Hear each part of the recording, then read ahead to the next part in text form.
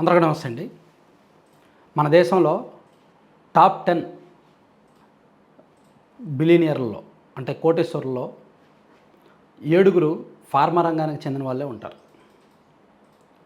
అలాగే మన దేశంలో కార్పొరేట్ ఆసుపత్రుల నికర సంపద, ఆ ఆసుపత్రుల యజమానుల నికర సంపద లేదా వాళ్ళ మొత్తం విలువ సుమారుగా 6 లక్షల కోట్లకు పైగా ఉంటుంది.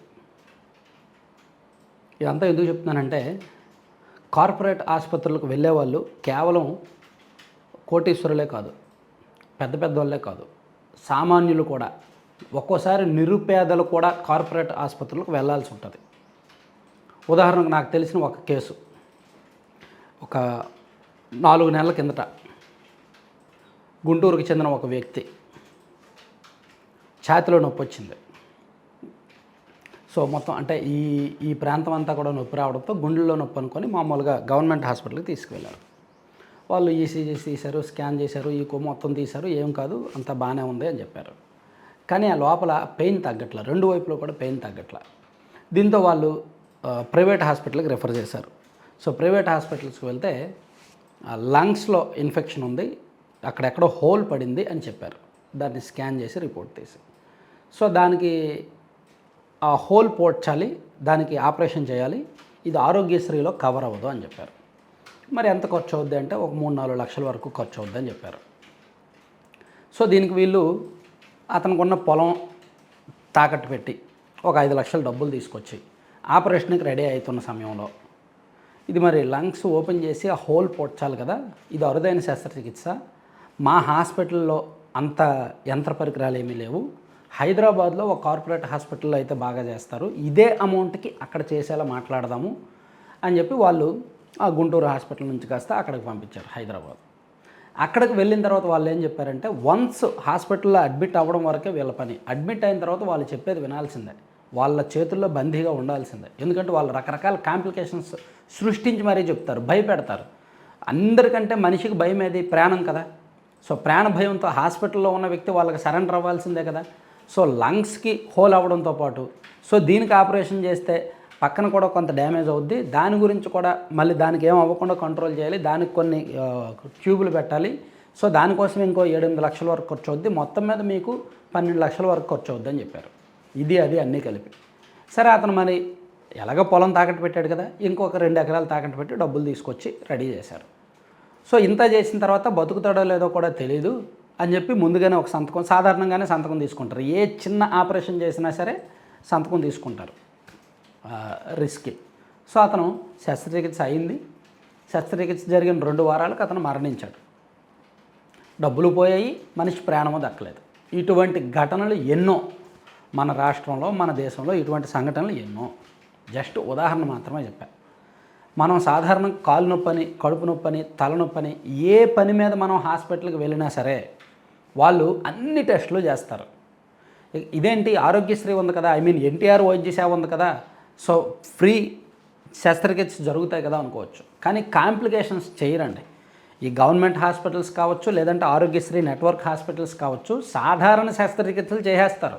చెయ్యి రీపోయింది, సో ప్లేట్ పెట్టేయచ్చు, కుట్లేసేయచ్చు, ఒక 15 రోజుల్లో క్లియర్ అయిపోద్ది. లేదా కాలు ఇరిగిపోయింది, లేదా ఇంకేదో సాధారణ స్టంట్ వేయాలి, అటువంటివి చేస్తారు. కానీ కాంప్లికేషన్ ఉండేవి మాత్రం ఆ రిస్క్ తీసుకోరు. మళ్ళీ ఎటుపోయి ఏమవుద్దో అని కార్పొరేట్ హాస్పిటల్స్కి పంపించేస్తారు. కార్పొరేట్ హాస్పిటల్స్కి వెళ్ళాక వాళ్ళు దీన్ని ఆయుధంగా మార్చుకుంటారు.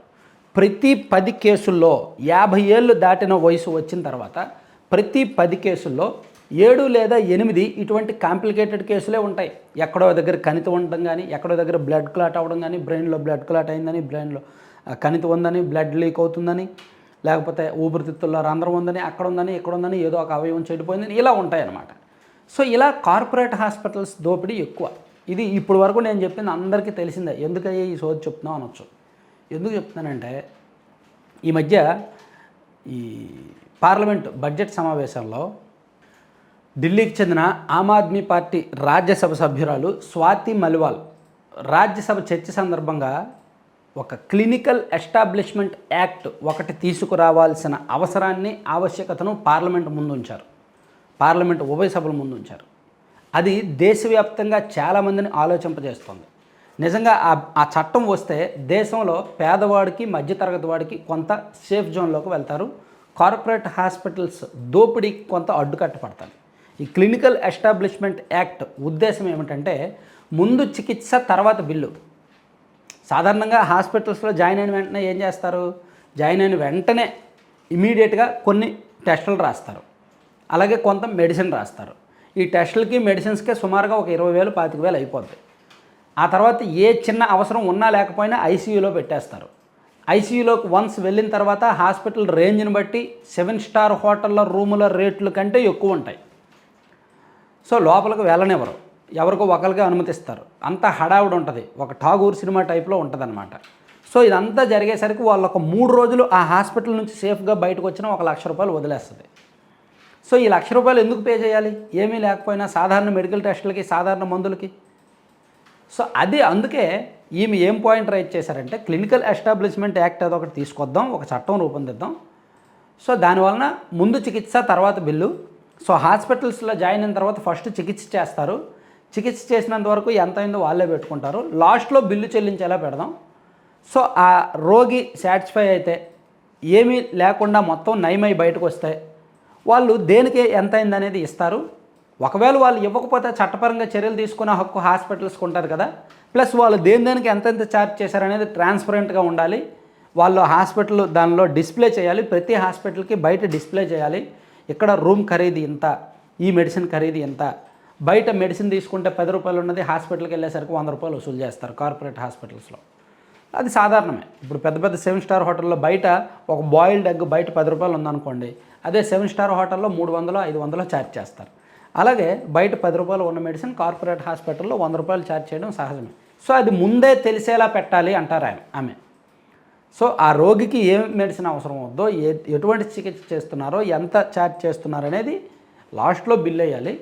ప్లస్ ముందే ఒక అవగాహన కల్పించాలా, అక్కడ పెట్టాలి. దానివలన ఈ కార్పొరేట్ దోపిడీకి కొంత అడ్డుకట్ట పడుతుంది అనే పాయింట్ ఆమె రైజ్ చేశారనమాట. సో ప్రస్తుతం యాక్చువల్లీ ఆమె రైజ్ చేసి 1 వీక్ అవుతుంది. కానీ ఈ డిస్కషన్ ఇప్పుడు దేశవ్యాప్తంగా సోషల్ మీడియాలో ధారాళంగా వ్యాపిస్తోంది. మంచి చట్టం కదా, ఈ చట్టం ఎందుకు తీసుకురాకూడదు అని. నిజంగా ఈ చట్టం తీసుకొస్తే మంచిదే, ఖచ్చితంగా తీసుకురావాలి కూడా. ఎందుకంటే మనకి ఎన్ని స్కీమ్స్ ఉన్నా, ఆరోగ్య రంగానికి సంబంధించి, హెల్త్కి సంబంధించి ఆరోగ్యశ్రీ, ఎన్టీఆర్ వైద్య సేవలు అంటే ఎన్ని స్కీమ్స్ ఉన్నా, ఈ హాస్పిటల్స్లో జరుగుతున్న దోపిడీకి అడ్డుకట్ట వేయాలంటే మాత్రం ఒక కఠినమైన చట్టం ఉండాలి, ఒక రెగ్యులేటరీ విధానం ఉండాలి, ఒక నియంత్రణ ఉండాలి. ఆ నియంత్రణ చదువులు చెప్పే కార్పొరేట్ స్కూల్స్ అండ్ కాలేజీల మీద ఉండాలి, అండ్ కార్పొరేట్ హాస్పిటల్స్ మీద ఉండాలి.